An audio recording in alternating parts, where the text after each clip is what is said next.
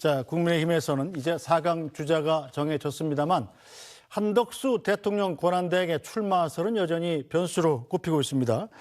자, 경선 4강에 진출한 후보들의 입장이 엇갈리고 있는데요. 자, 최선호 논설위원. 예. 김문수 후보 제외하고는 지금 한 권한대행의 출마나 단일화설에 상당히 부정적이에요. 그렇습니다. 이제 김문수 후보만 상당히 열려 있는 그런 상황입니다. 그래서 김문수 후보 입장은 지금 화면에 나오고 있습니다만은 이재명을 꺾을 수 있다면 한덕수가 아니라 김덕수라도 힘을 모아야 된다. 모두 다 합쳐야 된다. 네. 이런 이른바 빅텐트론에 가장 열려 있는 그런 후보입니다. 그러다 보니 이른바 한덕수 차출론의 이른바 설계자로 불리고 있는 그런 친윤 의원들도 사실 김문수 후보 캠프에 상당히 많이 모여들고 있는 상황이고요. 그다음에는 이제 안철수, 한동훈, 홍준표, 가나다 순인 것 같은데 모두 입장이 마찬가지입니다. 뭐 외교 문제 집중해라. 그 상식적으로 말이 안 된다. 선거 관리해야 된다.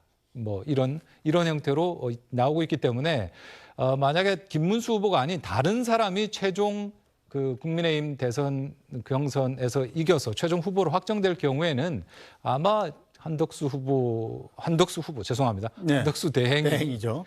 실제로 결심하는 이런 게 어렵지 않을까. 그래서 어쩌면 한덕수 대행이 말했던 난 옛이라는 게 네.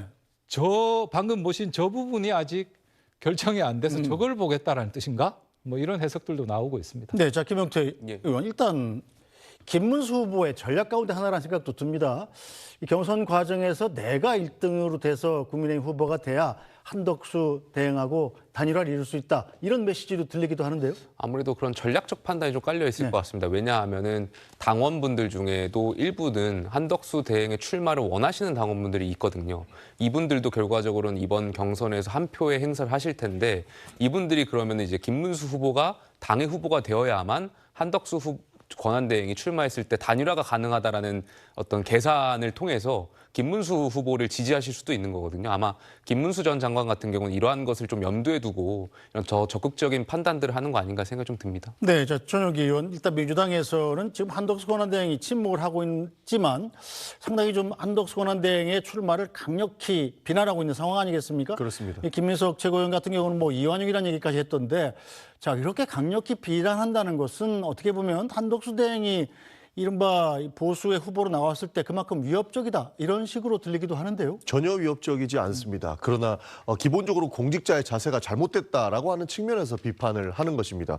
사실 저는 왜 이렇게 한덕수 총리가 간을 보는지 이해할 수 없습니다. 대통령이 되고자 한다면 지금이라도 던지고 나와서 대통령 출마 선언을 직접 해야 되는 것 아닙니까? 국민들을 상대로 간을 보고 있다라고 하는 평가를 안 할 수가 없는 상황이고요. 사실 그 윤석열 파면 정권의 가장 큰 책임자가 누구냐라고 한다면 저는 윤석열 전 대통령은 말할 것도 없고 단연 한덕수 국무총리였다라고 생각을 합니다. 지금 뭐 한덕수 국무총리 권한대행을 이야기하면서 경제통이고 외교통이다라고 하는데 윤석열 정권의 유일한 총리였는데 지금 경제가 나아졌습니까? 외교 상태가 좋아졌습니까? 그 책임을 한덕수 권한대행에 오히려 물어봐야 되는데 한덕수 권한대행을 차출하느니 마느니라고 이런 소모적인 논쟁까지 하고 있으니 사실 민주당이나 국민들께서는 화가 안 날 수가 없는 상황이다 이렇게 말씀을 드리고 싶은 거죠. 그래서 지금 뭐 한덕수 총리에 대한 뭐 차출론도 저는 부적절하다고 보고 한덕수 권한대행한테 물어볼 거는 다음 권력이 아니고 윤석열 파면 정권에 대한 책임이다라는 말씀으로 마치겠습니다. 네, 자, 그런 논리면 사실 윤석열 정부가 뭐 여러 가지 원인이 있겠지만 파면당한 데는 민주당도 큰 책임이 있는 거겠죠. 저희 정부가 잘 해보려고 했는데 민주당이 안 도와준 부분도 있지 않습니까? 가령 이런 겁니다. 인구 위기를 해결하기 위해서 저희가 인구 관련한 부처를 컨트롤타워를 만들려고 했는데 정부조직법조차 민주당이 안 도와줬던 거 아니겠습니까? 지난해 예산 저희가 재난 관련한 예산부터 시작해가지고 경기를 좀 띄워보려고 많은 예산 편성했는데 다수당 민주당이 안 도와줬던 거 아니겠습니까? 그런 논리면 민주당도 책임이 있다는 말씀을 드립니다. 그러니까 도와달라고 말씀을 하셔야죠. 윤석열 전 대통령이 도와달라고 국회에 와서 손을 내민 적이 있습니까? 그냥 말 안 듣는다고 때리려고 했습니다. 계엄을 통해 가지고 민주당에게 경고하고 민주당이 폐악질하는 거 못 참겠다라고 하는 방식을 택하셨어요. 이 정부의 가장 실패의 큰 요인은 결국에는 윤석열 전 대통령이 정치를 안 했다는 것이고 장관들한테 싸우라고 그러고 한덕수 총리조차도 국회에 나와가지고 도와달라고는 못할 망정 오히려 강대강으로 붙는 이런 상황까지 만들어냈다는 겁니다. 민주당이 안 도와줬다고 말씀을 하시기 전에 때문에 도와달라고 이야기라도 하셨어야 되고 정치라도 복원을 시켰어야 된다는 말씀을 드리는 겁니다. 그러니까 그런 부분을 제가 부정하지 않아요. 분명히 윤석열 전 대통령도 잘못한 부분이 있죠. 하지만 민주당도 거기에 있어서 책임이 결코 작다라는 게 아니에요. 탄핵 남발에 예산 삭감에 저희 정부가 하려는 거 다 몽동글이 다 무너뜨렸던 거 아니겠습니까? 그 책임은 민주당한테도 있다라는 것을 민주당 의원들도 아셔야 된다는 말씀 좀 드리고 싶습니다. 저희 책임이 있다면 충분히 감안해야 되는 것이고 저희도 반성해야 될 부분이 있다면 반성하겠습니다. 그러나 한덕수 권한대행이 이렇게 큰 책임을 가지고 있는 사람임에도 불구하고 다음 권한을 넘본다? 이 부분은 용서가 안 됩니다. 알겠습니다. 자, 곧 6월 3일이면 국민들의 마음을 마음껏 표현할 수 있는 대통령 선거가 있죠. 이때 국민들이 어떤 선택을 내릴지 정말 궁금해집니다. 자, 한덕수 권한대행이 여전히 말을 아끼고 있습니다만 정치권에서는 출마를 기정사실화하는 분위기입니다. 특히 한덕수 권한대행 출마를 강하게 촉구해왔던 박수영 의원은 90%의 가능성까지 이야기하고 있습니다. 직접 들어보겠습니다. 서로 교류는 요즘 자주 하세요? 뭐 가끔 통화하고 있는 상황.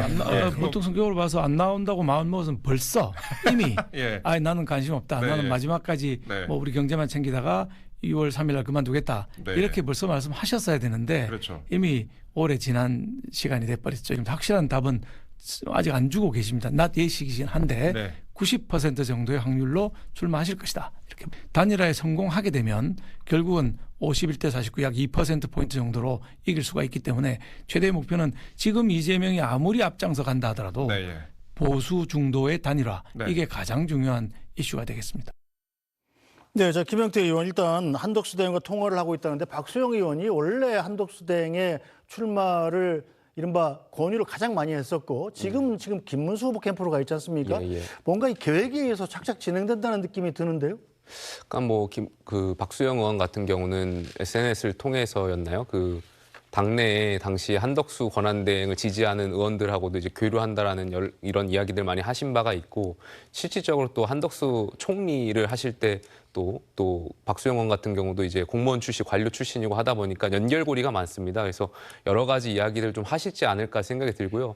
하지만 관건은 저희가 그 당내 경선 레이스, 그러니까 후보 등록 전에는 당내 의원들도 한덕수 총리에 대해서 출마를 종용하는 공개적으로 종용하는 분들이 많았는데 어찌되었든 당인으로서 후보 레이스가 시작하면서 못하고 있는 거거든요.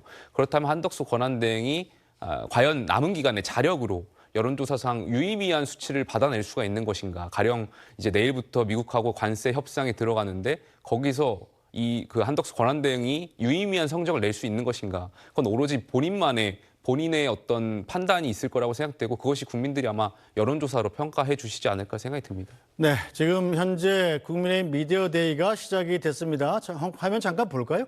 현장 소리도 좀 잠깐 살려주시죠. 이 순서는 잠시 뒤에 자세히 설명을 드리겠지만 1차 미디어데이 때 저희가 정한 룰에 따라서 60초 출마의 변 순서 그 시간을 가장 가깝게 맞추신 순서로 이렇게 저희가 자리를 배치했습니다. 자, 먼저 이제 원팀 우리가 페어플레이로 이번 대선을 승리하겠다라는 다짐으로 사진 촬영을 하겠습니다. 네 분은 서로 손을 맞잡아 주시고요. 예, 한번 옆으로.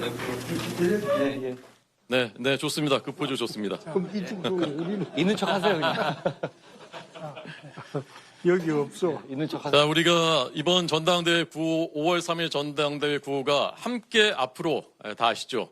그래서 제가 우리 선진 대한민국 함께 하면은 여러분들도 다 같이 앞으로 크게 외쳐주시기 바랍니다. 후보님들도 함께 제가 하면은 앞으로 크게 외쳐주시면 되겠습니다. 그리고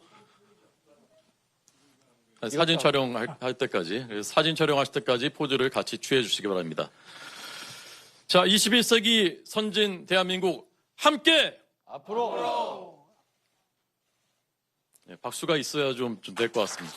네, 고맙습니다. 네, 자, 이번에는 네, 이제 곧 각 후보들이 토론 상대를 고르게 될 텐데 그 고르는 결과가 나오는 대로 계속해서 전해드리도록 하겠습니다.